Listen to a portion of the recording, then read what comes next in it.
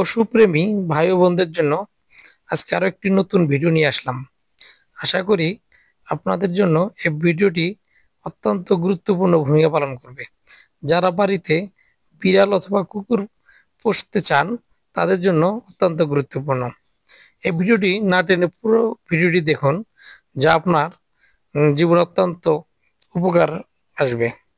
বাড়িতে যদি আপনি কোনো বিড়াল পোষেন তাহলে অবশ্যই সেই বিড়ালের প্রতি যত্নবান হবেন এবং অযথা কোনো বিড়ালকে বা কোনো প্রাণীকে আঘাত করবেন না।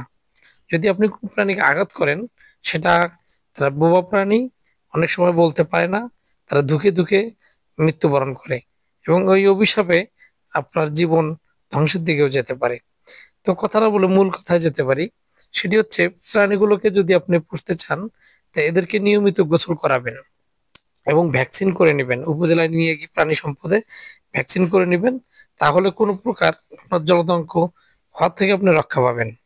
সেই সাথে এদেরকে নিয়মিত খাবার দিবেন এবং শ্যাম্পু করে গোসল করিয়ে দিবেন এবং যাতে করে কোনো ভাইরাস শরীরে না থাকে এবং মাঝে মাঝে তেল দিয়ে দিবেন এবং খাবারের তালিকায় অবশ্যই আপনি যে খাবারগুলো খাবেন তাকে একটু ভালো মন্দ খাওয়ার জন্য ব্যবস্থা করে দিবেন।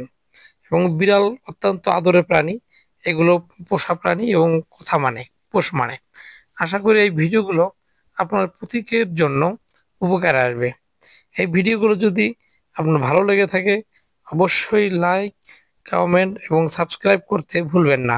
এরকম ভিডিও পেতে আমাদের পাশেই থাকুন। আশা করি এরকম ভিডিও আপনার জীবনে অনেক উপকারে আসবে। ধন্যবাদ।